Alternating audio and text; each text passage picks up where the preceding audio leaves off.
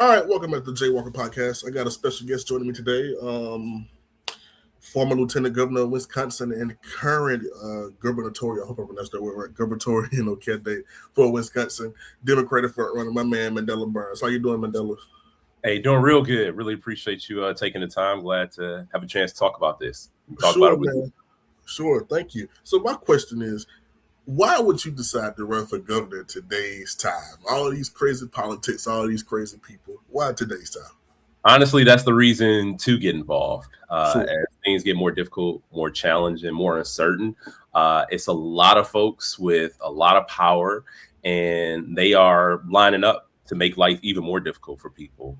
And given my experience, my time as lieutenant governor, my time in the state legislature, and even my time as an organizer, to walk away when things are this difficult would ultimately have voided out any of the hard work I've ever put in. I've never put my name on a ballot because I thought things were going well. I've only ever run for office because I felt that things were challenging and we needed more people to step up. And I'm not here just saying, oh, it's just that I'm the end all be all. What I am saying is that these moments require us all to step up in ways that we never have before for people who are unable to do so.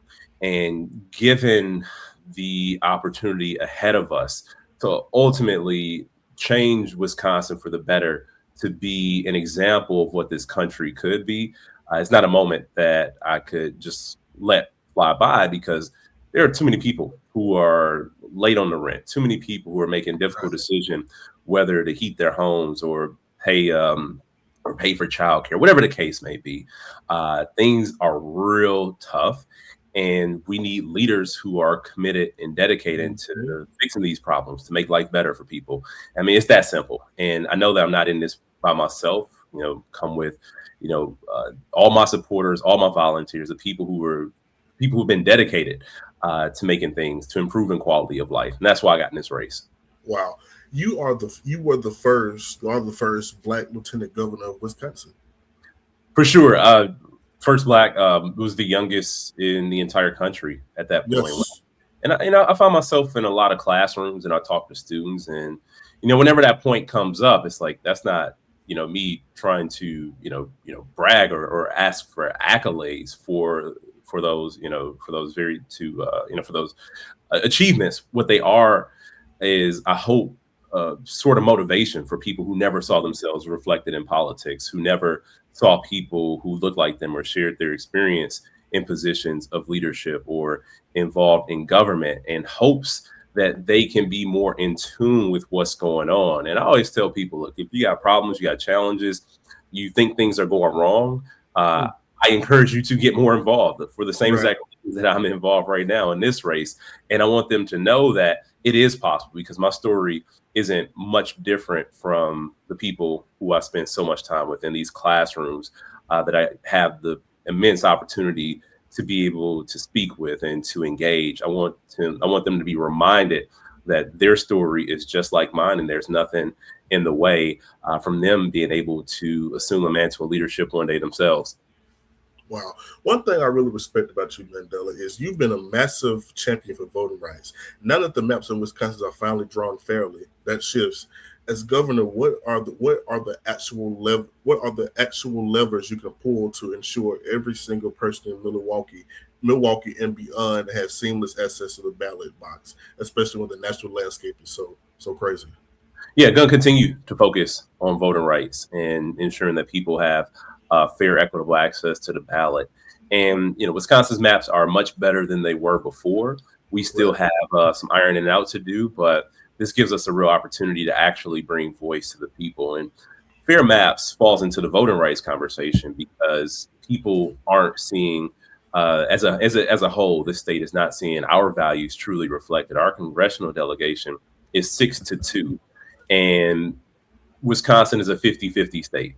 So that means that we aren't getting the representation that we deserve. And that's what allows for extremism.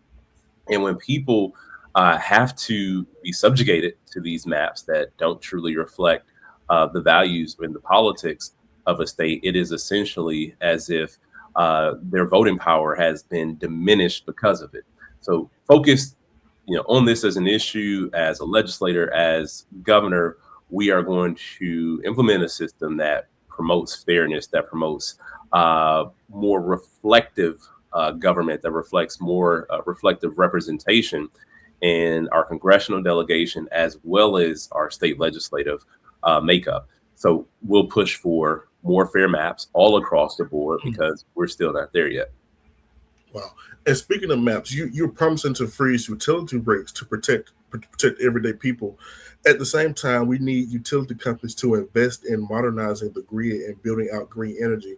How do you strike that perfect? How do you strike that perfect balance as an executive, protecting the consumer's wallet without stopping the progress of our infrastructure? For sure. So when it comes to utility companies, I want to say that we do need to invest in modernization. They do need to invest in more clean energy, especially given what reliance on fossil fuels looks like, especially today.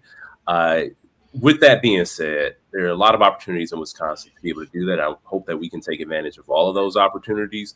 Uh, but it is not reasonable for utility companies to say, yeah, we need to invest in grid modernization or we need to invest in clean energy when we see these large handouts in executive salary, when we see so much money being spent on lobbying and political expenses. I think that there has to be a reprioritization of where ratepayer dollars are actually going. And that's what my plan also called for, capping executive pay, and it called for banning the use of ratepayer dollars on lobbying and political expenses.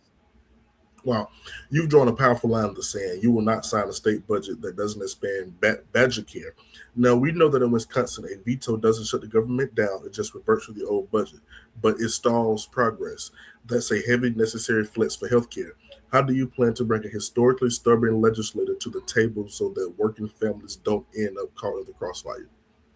I'll tell you, progress has been stalled by not expanding Badger Care, Mm. and not only does my plan call for expansion of Badger Care, it calls for a public option, because one of the best ways we can accelerate progress is giving people flexibility. A lot of folks who may be in a job that they don't like because of the health insurance, people who may be laid off or in between jobs, they should be able to have Right. access to health care and not have to pay. I don't know if you've ever been between jobs before, but Cobra ain't cheap. Yeah. And we'll also say too that for people who are interested in starting a small business, Yeah. having the flexibility to be able to buy into a state's health insurance plan through Badger Care will go a long way to increase innovation. And the state budget is the best way for us to be able, like I said, we're calling for a special session day one, regardless. But there Right. will not be a state budget signed in my administration without Badger Care having been expanded, because the priorities that people are looking for all across the state, that their constituents are demanding, uh, you know, Badger Care is oftentimes chief among them. And this goes a long way to lower healthcare costs for everybody. And I think that 15 years is long overdue that this should have happened. Mhm. What are your thoughts on the SAFE Act? Well, let me tell you, this is an attack on democracy. Especially with primaries coming up, and they're doing everything they can to stop us from voting. They're Well, trying to do everything they can.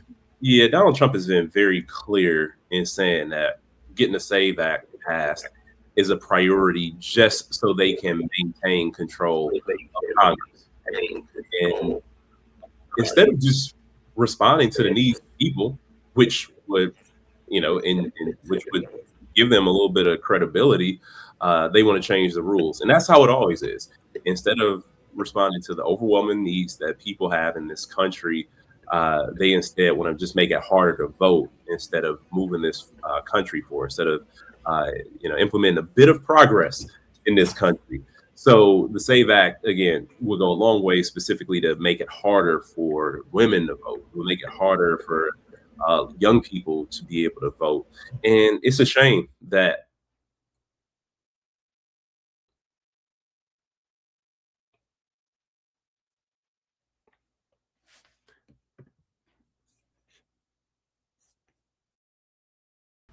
I'm sorry, but I don't know what just happened. I'm sorry about that. But all good, all good. your answer again. I'm Yeah, editing. yeah, yeah, yeah. So And I did stop. So I was going to say that it will be a shame for these roadblocks to be implemented Mhm. simply because Donald Trump wants to maintain political power for his Yes. party that is deeply unpopular. They're deeply unpopular for a reason. The Yes. people are disgusted, the people are frustrated. And this is all signs of authoritarianism. It is here. Like when we talked about this, during the campaign cycle about the rise of fascism, like this is how it happens. You limit Mhm. people's voice, you limit people's options, you limit people's ability to voice their concerns and air their grievances. This is all a very familiar playbook if you've been a student of history throughout the world. And here we are living it, and we have a chance to stop it. Wow. So let me ask you this, Mandela. Why aren't Democrats as bold as Republicans? That's a question I ask myself all the time. And I got into Because politics. they just do whatever they want to do. Like, That's what I'm I saying. don't ever want to have a Democrat president again, and he say what he can't do, or she say what she can't do, because we see that you can do what you want to do, apparently.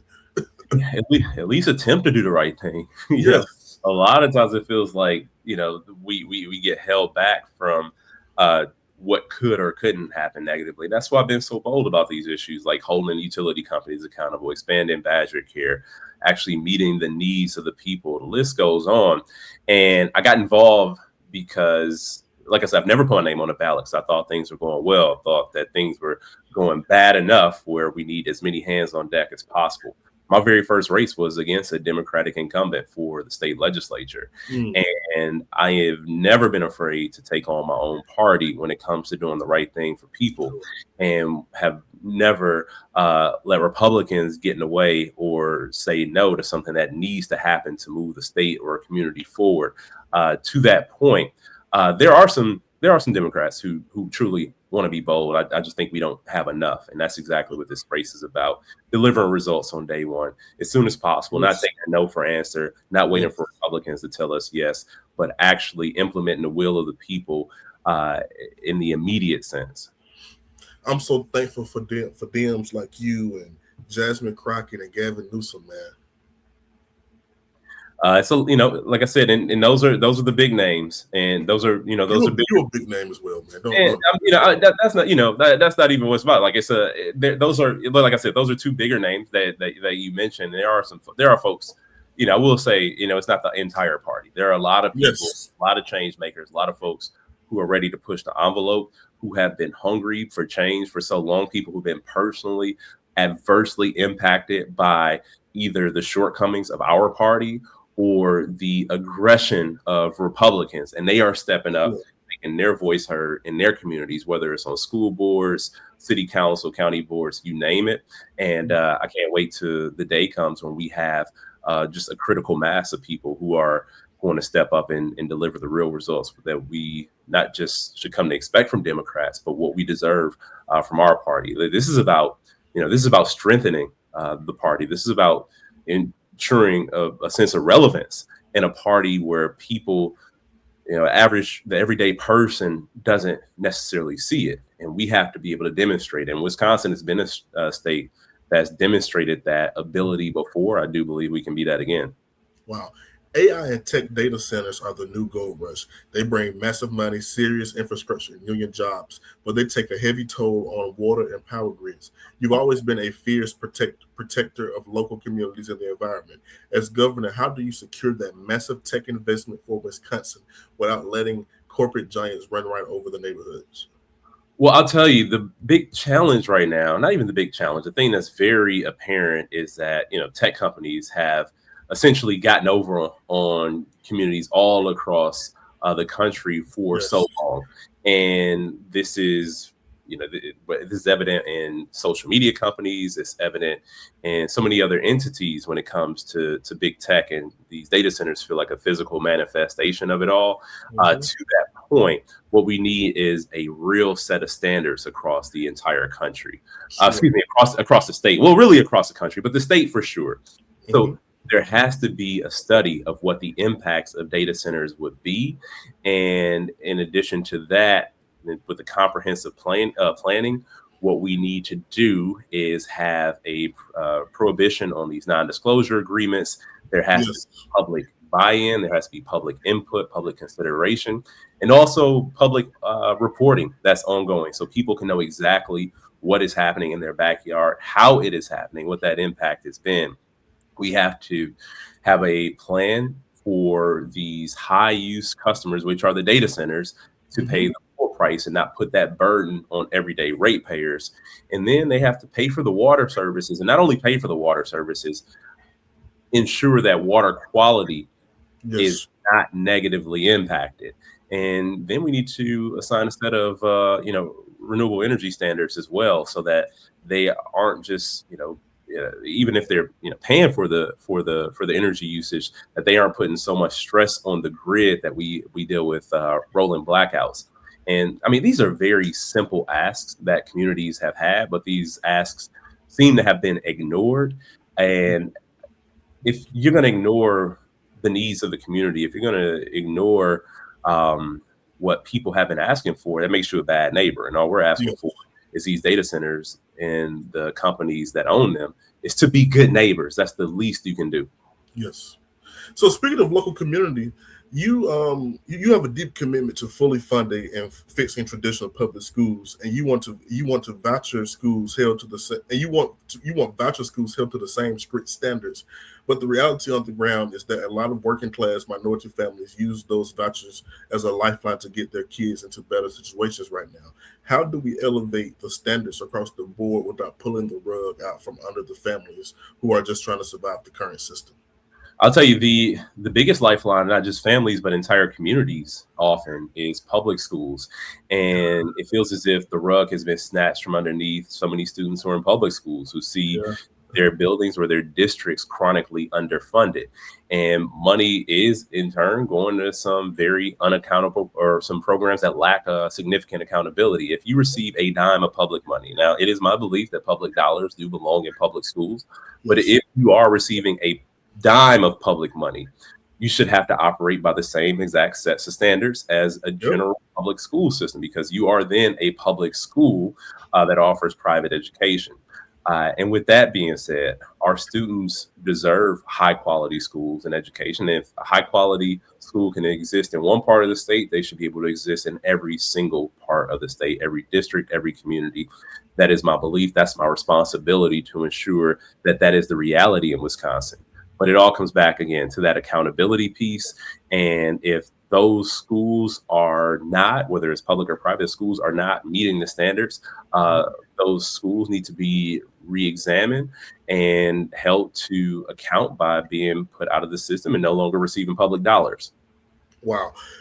In 2022, your opposition ran a relentless playbook painting you as soft on crime. It's a standard attack, but it moves the needle. What's the proactive, undeniable plan this time around to show Wisconsinites that you prioritize their absolute safety just as much as you prioritize criminal justice reform and retaliation? Well, the thing about criminal justice reform is that it includes public safety. I think that is the Yes. benchmark of any sort of reform. We have to be smart on crime in this state and in this country. And there's nothing that Donald Trump and the people he supports love more than doing is spreading lies and creating chaos to distract from their failures.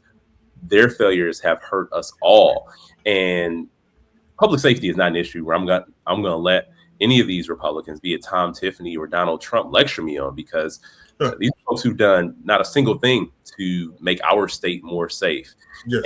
And we see this in instances where ICE has shown up in communities, made communities less safe, killing U.S. In citizens. Wisconsin? Now Wisconsin and Okay, Minnesota. Yeah, cool. we've seen, people have, whose lives have been taken, but across the country, we've seen U.S. citizens being detained, and this makes people less safe. To that point, I have lost friends to gun violence. This is a deeply personal issue to me, and Yes. it's not just and the unfortunate part wasn't just some one-off. Right, I lost my first friend in high school to gun Wow. violence, and this has happened, unfortunately, more than once, and it has also happened in the not so distant past. This Wow. is something that I have carried with me for so long. And one of the main reasons why I got involved in the first place is I felt like there weren't politicians who were looking out and dedicated to community safety and committed to ensuring that we end this scourge of gun violence. And until Tom Tiffany comes up with a plan, and until Republicans actually come up with a plan to keep communities safe, to keep guns out of the hands of dangerous criminals, then I don't want to hear a single thing they have to say about public safety, because they have not just misled people, they have effectively made neighborhoods more dangerous with bad votes that they've taken. Wow. I want to ask you about this war that we're currently in with Iran. What are your thoughts about that? Well, as you just saw, one of the nation's top intelligence officials resign because he said that there was nothing that suggested that Iran was a threat to the United States. This is a war of choice with the president, J.D. Vance, Marco Rubio, and other sycophants. And you have people like Tom Tiffany who are going to support this war who would never fight in it. That's the worst part about it. People who vote for wars that they would never fight in. Maybe we ain't going that way. So they're putting this nation at risk, and they are putting lives at risk. We've already lost some soldiers, some U.S. service members, and then there's also been civilian deaths in Iran, and this is shameful. We should never be in this place, and also it's a reason why we should not take no for an answer when it comes to expanding healthcare in this country and providing universal health. We're spending billions and billions of dollars on this war of choice. Instead of providing people with basic necessities in this country, we are using it to bomb other countries. And as stated by this senior national intelligence director, countries that have not been an imminent threat to the United States of America. It's a shame, and it feels as if we learned nothing from the Iraq War. And the thing about the Iraq War is we went into that with a lot of public approval. There is a lack of approval for this across the country. People almost no public approval. Especially in our generation, we're war weary. We've seen our economy essentially pay the price of going to wars with 2008 crash. Part of that can be linked to the economic woes that the war in Iraq and Afghanistan brought about in this country. So this is not just short-sighted. It is we have a president who is dealing with historically low approval ratings, a president who is essentially backed into a corner deciding to start a war with another country to gain and curry, favor and support from the American people. It's already backfiring, but the worst part is this is a person who has rarely had to ever deal with consequence for his actions. Yes. And we are going down this very dangerous path that is absolutely going to put Americans in harm's way, has already resulted in loss of civilian life, and is destabilizing our credibility on the world stage. Wow. And to go and to kidnap a sitting president of another country, and that's everything that he's doing is so unconstitutional. And I just hope that in 2026 that we can impeach Trump, or early 2027 we can impeach him. And this is a person who's he's evaded any sort of accountability in the past. Yes. Whether that's the route or not, we do need to have some guardrails in place, and we need to have accountability and the president's authority to be able to just launch these strikes without the approval of Congress. I mean, it is beyond me that people could vote to allow this president to authorize strikes without approval of Congress. We are allowing essentially Congress to be nullified in this process. And it feels that this has happened before. And Donald Trump has not proven any sort of responsibility in keeping us safe. So this is one of the things that deeply, deeply disturbs me, because the future of this country is on the line. The future of our credibility on the world stage is on the line. And you have someone like Donald Trump, who is a lame duck president and won't have to live with the consequences of his actions. Yes. And he's doing all of this to distract, in my opinion, my opinion, let me say, he's doing all of this to distract from the Epstein files. He's doing all of this to distract. Go ahead. No, I was gonna say that's I think that's pretty general understanding. Yeah, I mean, just release all the Epstein files, dude. He's starting wars, kidnapping presidents, and coming up with stuff. It's like, man. Then he's claimed he got shot in the ear. I saw some on Instagram the other day. Said, I don't know what healed faster, Donald Trump's ear or Erica Kurt's heart. Yeah, that was crazy. So you've always fought against big dark money in politics. You want to overturn Citizens United, but to win the governorcy in a state like Wisconsin, you might need to raise a $50 million war chest. How does that sit with your spirit? How do you balance the playing game at the highest financial level while staying completely true to the everyday people you represent? Well, I think it's absurd that we'll have to raise $50 million in this race. It makes no sense that this much money is in our politics. It makes our system. I didn't know politics cost so much money.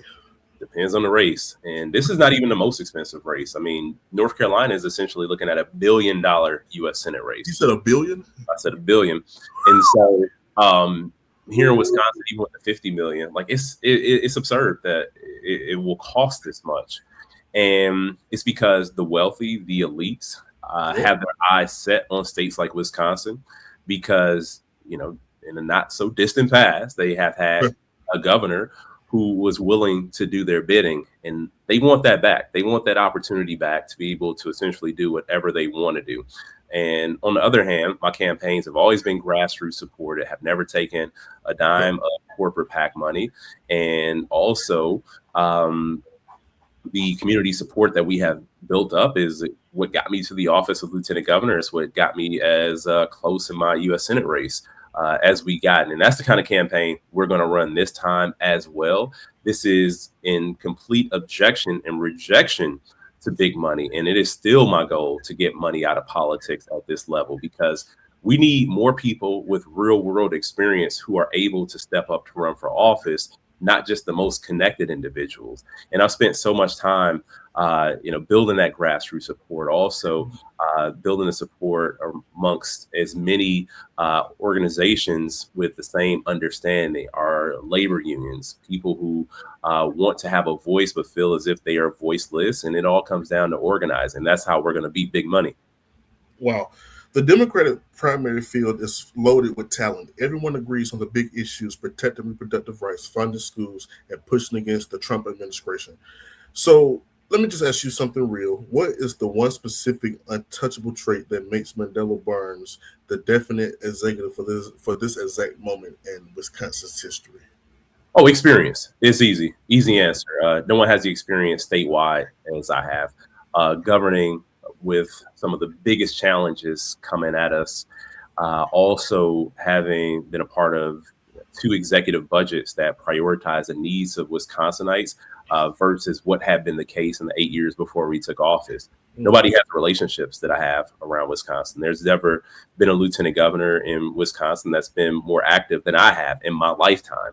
And I'm very proud and grateful for the opportunity to have stood right alongside Governor Evers, again, during some of our most challenging moments, but also some moments of opportunity, like having a chance to lead our climate change task force, to lead the work of our Health Equity Council, our Census Complete Count Committee, providing violence prevention grants to the city of Milwaukee, being a part of rural prosperity initiatives that included broadband expansion. There's nobody running right now that can speak to that sort of experience. Wow. What is one last thing you would like to say to voters and to our viewers? Well, I'll tell you, it's a critical moment for Wisconsin, and we have a chance to do the right thing. We have a chance to move the state forward. And again, I'm incredibly grateful for the work that Governor Evers has done. I'm incredibly grateful to have been a part of that ticket that got us away from one of the most devastating administrations our state has ever had. With that being said, the opportunities in front of us are limitless. This is the time for us to be bold. This is the time for us to think bigger than we have ever thought before. This is the time for us to usher in a new era of opportunity and be an example to the rest of this country. I do believe that it's possible. And I know that through organizing, through bringing people on board and removing those divisions that have kept us separate in the past, using our diversity as our strength is the path forward. And we're not going to win, in spite of those differences. We're going to win because of those differences. And winning the election is just step one. Governing is the real work to come.